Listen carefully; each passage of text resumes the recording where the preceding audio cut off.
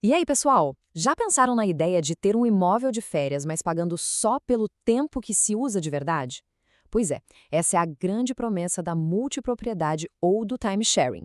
Hoje, a gente vai mergulhar nos artigos 1358-B a 1358-U do Código Civil para desvendar como funciona essa figura jurídica que, olha, está caindo cada vez mais em concurso, viu?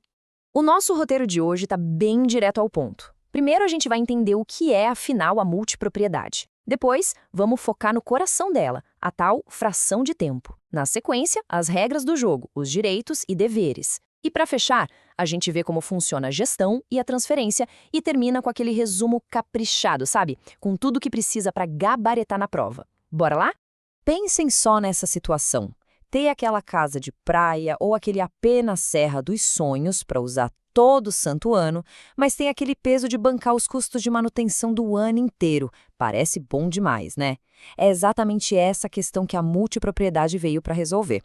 Vamos entender como a lei tornou isso possível e seguro?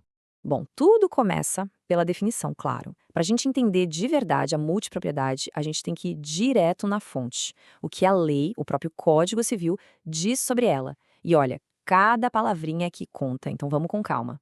E aqui está o pulo do gato, a essência do conceito, direto do artigo 1358-C. Presta bem atenção, a propriedade não é de um pedaço físico do imóvel, tipo um quarto ou a sala. Não, a propriedade é do tempo. Cada dono tem o direito de usar o imóvel inteirinho, 100% dele, mas só durante a sua fração de tempo.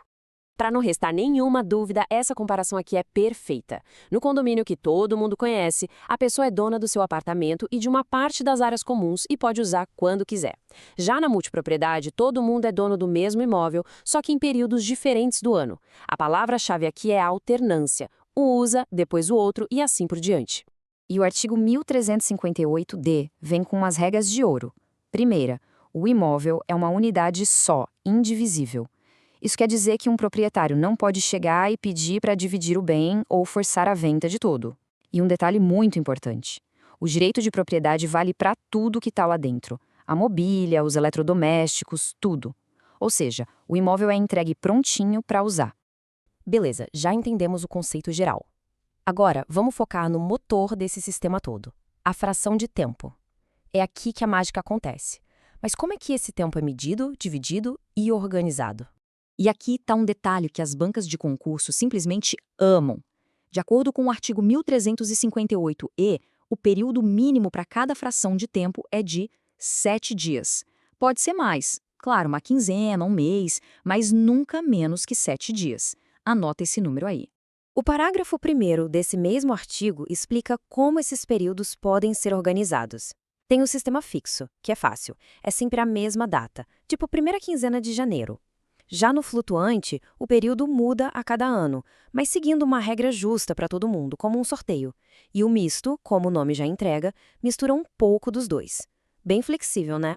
Certo, agora que a gente já entendeu como a coisa toda se estrutura, vamos para as regras do jogo. O que o titular de uma fração de tempo pode e o que ele deve fazer.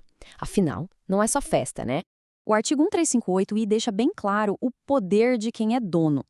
Pode usar e aproveitar o imóvel, claro, mas também pode alugar o seu período para outra pessoa, pode vender a sua fração e pode até usar como garantia num empréstimo. Ah, e claro, tem voz e voto nas decisões do condomínio. É um direito de propriedade bem completo, só que limitado àquela janela de tempo. E do outro lado da moeda, o artigo 1358-J traz os deveres. O principal, claro, é pagar a contribuição condominial para bancar as despesas de todo mundo.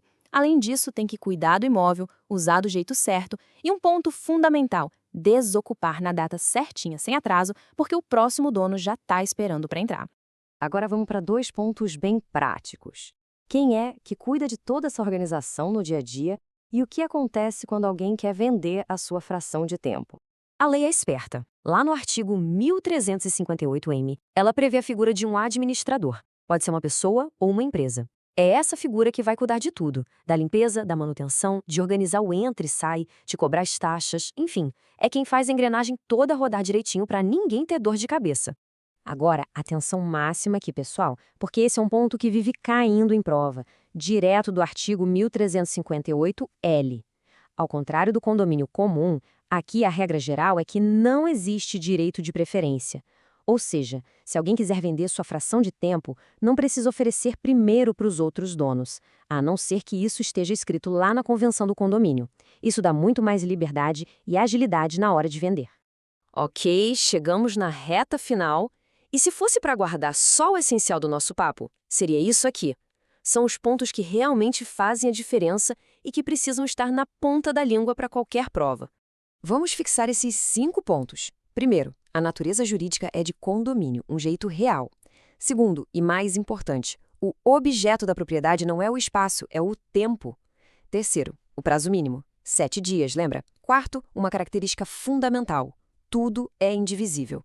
E por último, a transferência é livre. A regra é não ter direito de preferência. Guardando esses 5 pilares, não tem erro. E para a gente fechar, fica aqui uma reflexão. Será que a multipropriedade é de fato uma solução para tornar os imóveis de lazer mais acessíveis para mais gente?